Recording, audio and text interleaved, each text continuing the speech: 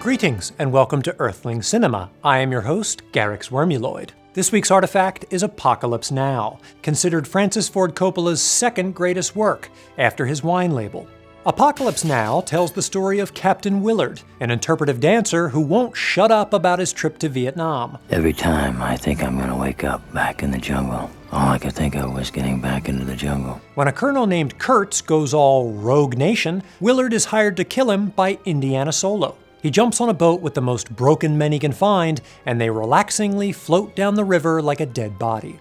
They make a bathroom stop in a war zone, where the only two surfers in the entire army run into each other. They jam out to a little Rimsky-Gorbachev, and thoroughly chilled, get back to work watching some babes shake what their mamas gave them genetically.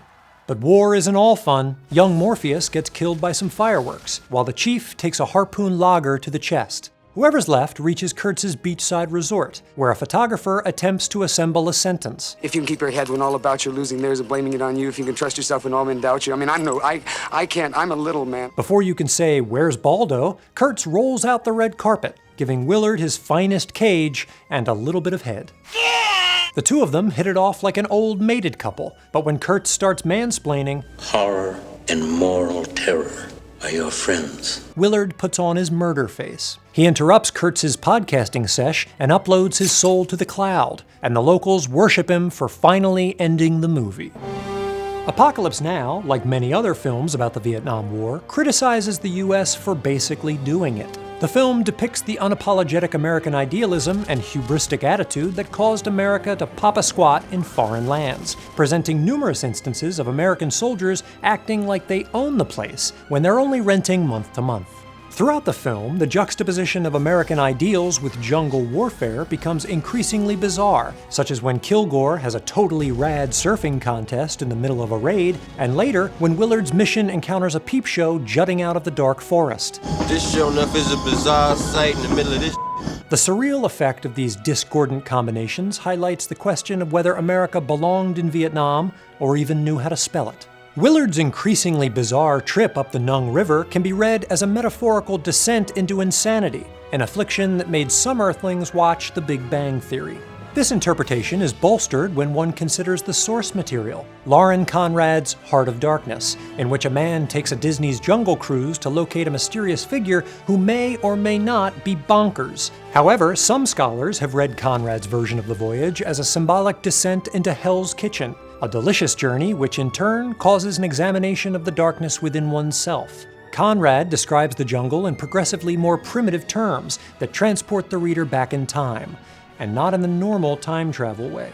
The film conjures up a similar effect, as the crew is forced to patch up the boat using sticks and branches, suggesting a less modern yacht. And if you watch the 17-hour version, there's a hang sesh with some French imperialists. By translating the setting to the Vietnam War, the film makes the bold claim that war can screw you up.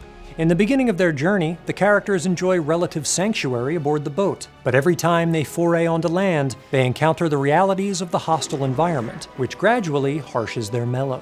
As they progress, the filmmakers pour on more and more darkness, smoke, and fog, suggesting the clouding of the characters' perception of the real world, and that they got a great deal on fake smoke. I couldn't see him yet, but I could feel him. As Willard and his men swim into the deep end, they don facial masks, indicating their personal transformation into people with good pores. Kurtz himself is similarly introduced through grainy, difficult-to-discern still videos. When we finally meet him, he moves in and out of shadow, symbolizing his mysterious state of mind and serious lack of candles. The question of Kurtz's sanity ultimately depends on the perspective of those judging it. For the military brass, he's obviously crazy, because he isn't following the protocol they outlined for him and won't acknowledge their friend requests. He's out there operating without any decent restraint, totally beyond the pale of any acceptable human conduct.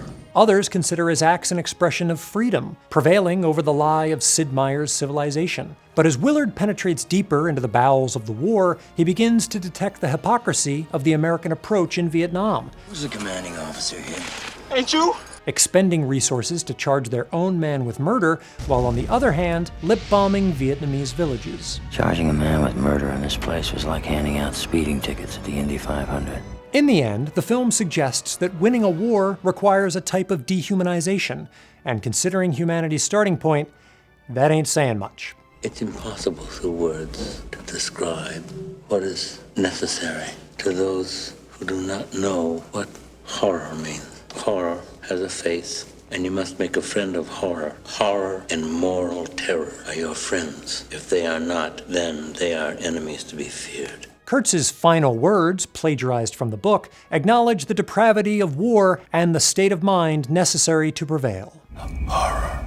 Considering Willard totally vibes with Kurtz's ideas, his decision to kill him comes as a surprise. His rationale may be illuminated with the help of another piece of literature, Sir James Franco Fraser's The Golden Bough. Showed briefly in Kurtz's quarters, the book examined the phenomenon of deified individuals being killed by their acolytes. The theory is that this transfers the power of the God-Man before it inevitably wanes. When Willard kills Kurtz, his followers bow to him, suggesting that they have accepted him as a vessel for Kurtz's transferred power, and that he can shoot laser beams from his eyes. For Earthling Cinema, I'm Garyx Wormuloid. I love the smell of napalm in the morning. Not too keen on the taste.